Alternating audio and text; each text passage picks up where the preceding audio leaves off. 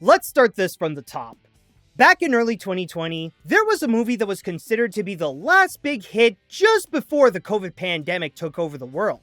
It was a film adaptation of the popular Sega game Sonic the Hedgehog, starring Ben Schwartz and Jim Carrey. What was once thought to be another video game IP coming in with a terrible movie that would make people go, "Ah!" It turned out to be a fan favorite with a lot to offer to create a fun experience. There was fast-paced action that stayed true to the feel of the source material, Jim Carrey returning with his over-the-top humor, and a cinematic version of Sonic whose looks and personality is a well-suited update to one of the most famous characters in gaming. And of course, when a movie becomes successful, a sequel is pretty much inevitable. And 2 years later, the Blue Blur returned with Sonic the Hedgehog 2. And not only did it double down on bringing in characters from the games by including Tails and Knuckles, but the film also doubled down on the scale of the action and the wacky comedy. And because of that, the success it earned doubled as well, as Sonic became an example of how to turn a video game into a movie that fans can love, even credited as one of the films that started a new wave of highly acclaimed adaptations. But the craziest part about all this is due to the movie being like the Hedgehog himself by continuously going at a high speed, we now live in a world where there's a Sonic movie trilogy.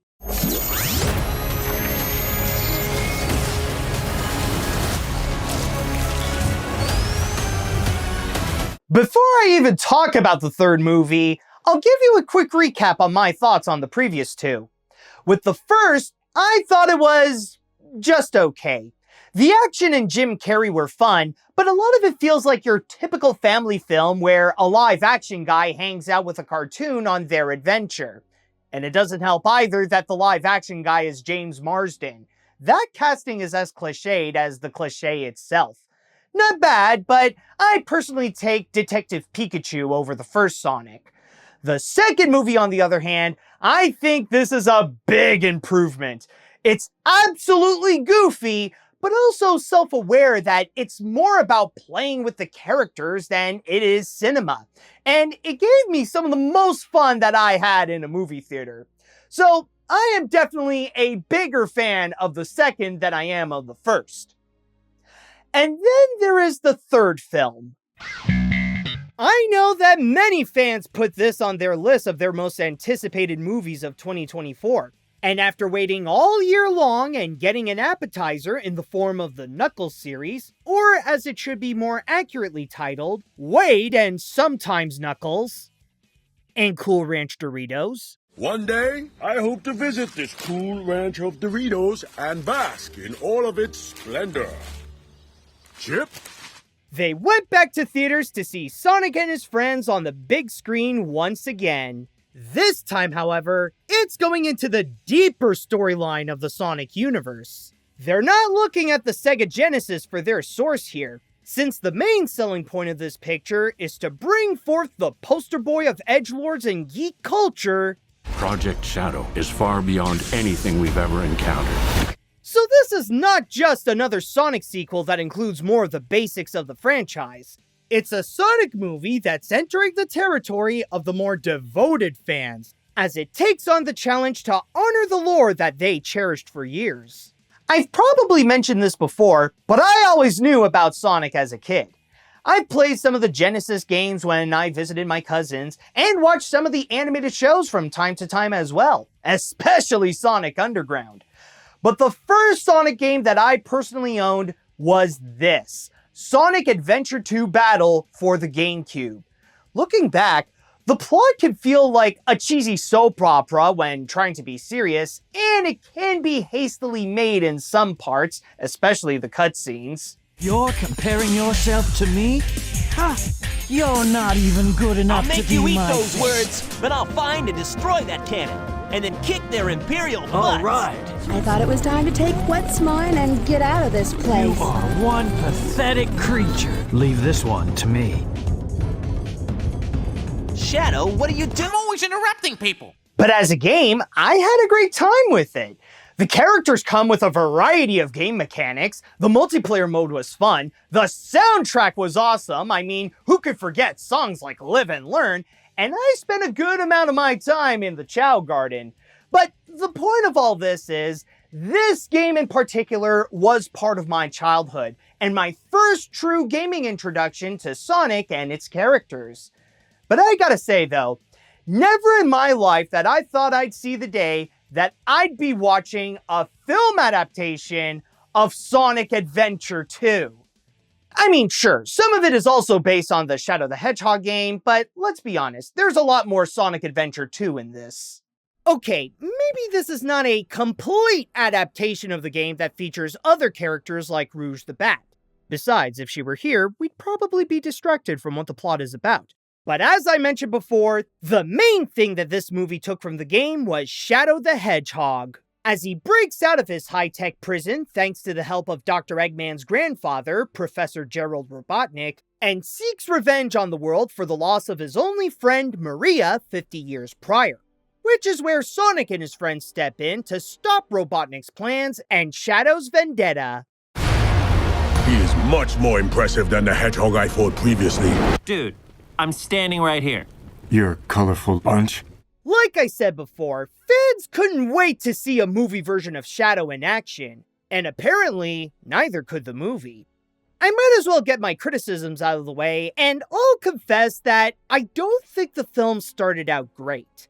Ironically, the movie begins a little bit like Sonic himself.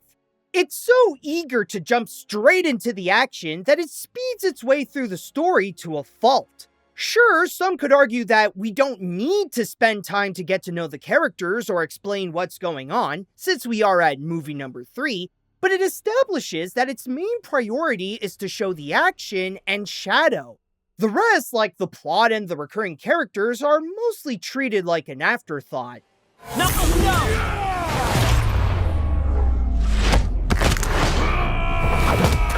But I'm not saying that they were bad in the movie at all. The characters especially maintain some of their charisma that makes them enjoyable in these films, like Sonic's smart aleck attitude, Tails' mindful intellect, Knuckles' brawn over brain mentality, and Tom and Maddie exist, and they launch the movie's message of teamwork and family to set what the heart of the picture is about. And yet, there's not much that this movie does to either expand their personalities or make their relevance in the picture more significant than to help the blue hedgehog. While Sonic is repeating his role of the protagonist, learning about what it truly means to be a hero. Now with the new flavor of not letting your emotions get the best of you. Life's all about the choices we make. Remember to listen to your heart. You're gonna make the right choice when it matters the most. Let me clarify again, though, that I am not saying that those elements were bad.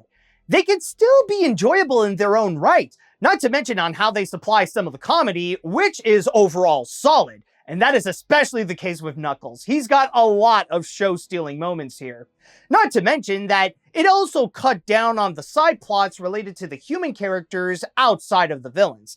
That was honestly a welcoming change to trim out some of the weaker parts of the first two films. It's just that I find the story and the heroic characters received a downgrade from before. However, if Team Sonic isn't as strong as what they used to be, what about Shadow? Or to go into my biggest concern, how did this handle his tragic past? To be honest, when I heard that Sonic the Hedgehog 3 was also adapting Shadow's backstory with Maria, it had me a bit worried. Not because it would be too dark for the film, but it's the fact that we're leaving a somber and serious plotline in the hands of the movie series that brought us this. Evil grows in me. And this.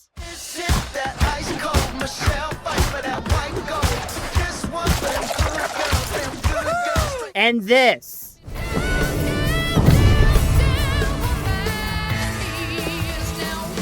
Based on the tone of the predecessors, Sonic the Hedgehog feels like a film franchise that's a little too goofy to handle such a dark backstory like what happened to Shadow and Maria.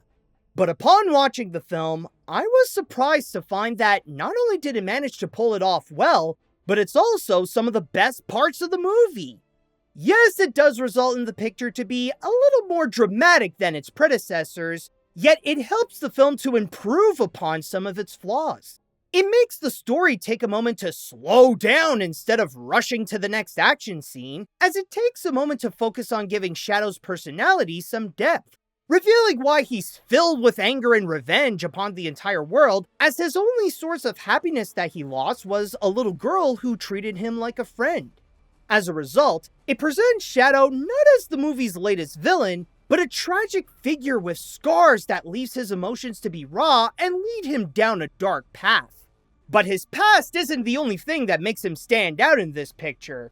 The other element that makes Shadow a great character in this is Keanu! You are a national treasure.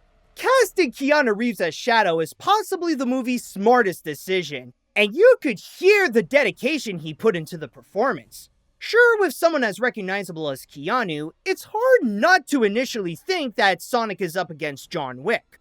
But honestly, I often forgot that Reeves was the voice of Shadow because he understood the character. He wasn't trying to be the bad version of Sonic, he was playing someone who is in pain, and Keanu nailed that part of Shadow's personality with his acting. Gunn took everything from us, and now we're going to take everything from them. You were right about one thing. This ends now. You know, speaking of Shadow, it does remind me of something else from Sonic Adventure 2.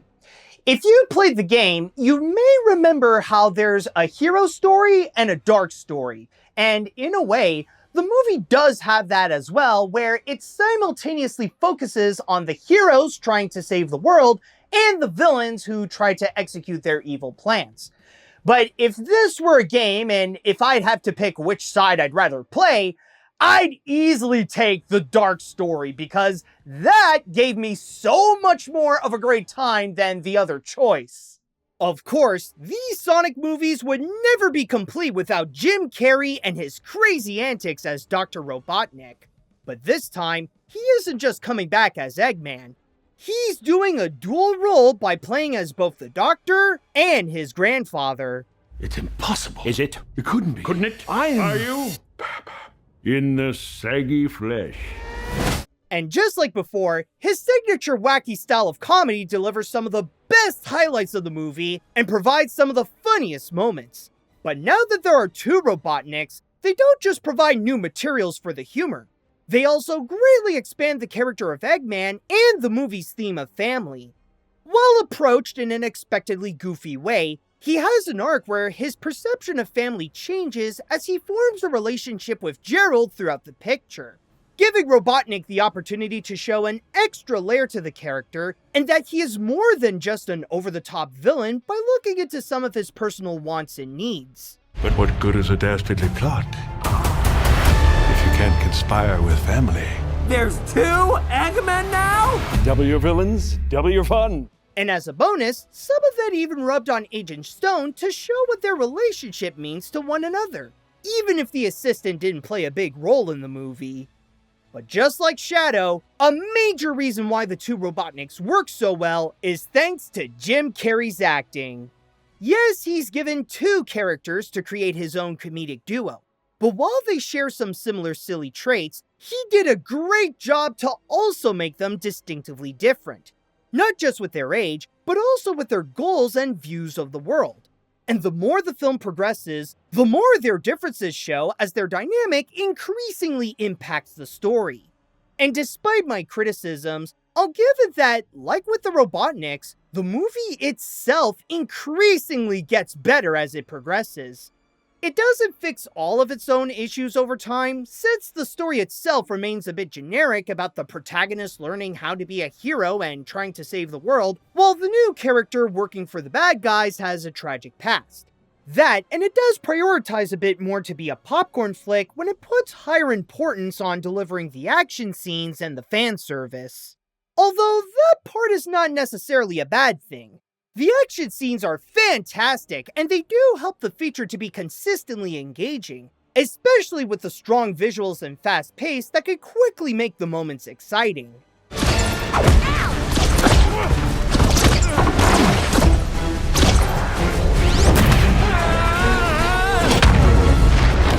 Then again, it's the storytelling that grows stronger, starting out a bit rough on the first act, but then gets better and better until it ultimately holds itself together when the third act comes along. And from there, everything is in top shape and fully improved. It's no longer just the action that can grab audiences' attention. Even when the scale grows larger where they bring the battle to space and get a lot more creative, but now the story becomes fascinating to follow with its newly added intensity, and the characters present a new side to them to show how they've grown after experiencing their arc. In a way, it takes a bit of time and patience, but it does eventually get to the point where it really proves its worth and show how it is much more than just another sequel to a big franchise. Our destiny awaits.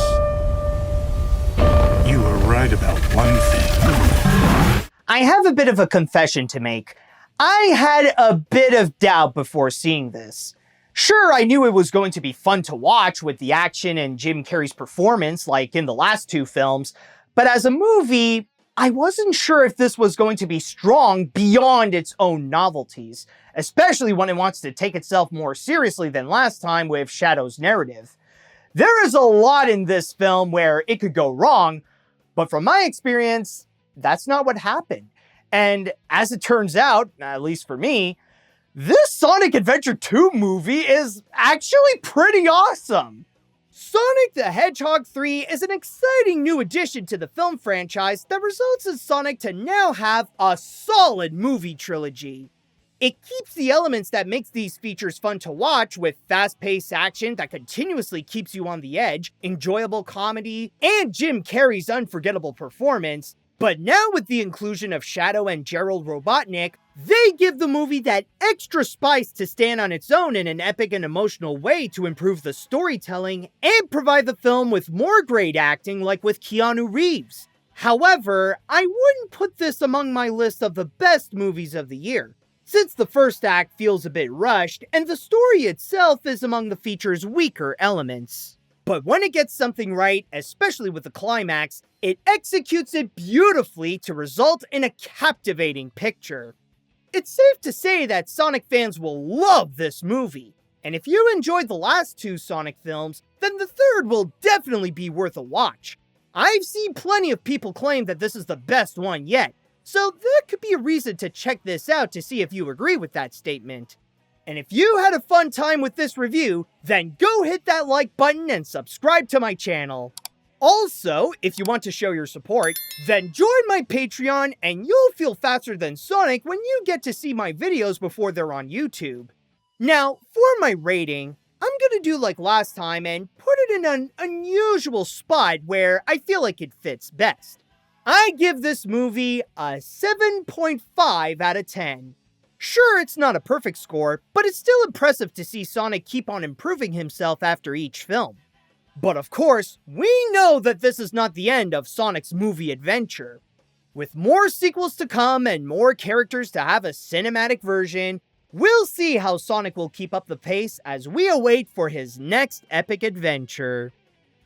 Meanwhile, I'll be awaiting for the day that we could finally have the movie version of Snooping as usual, I see. Seriously, if you could make Jim Carrey reference the Ugandan Knuckles meme, then you can have him say that legendary line. That's honestly all I ask.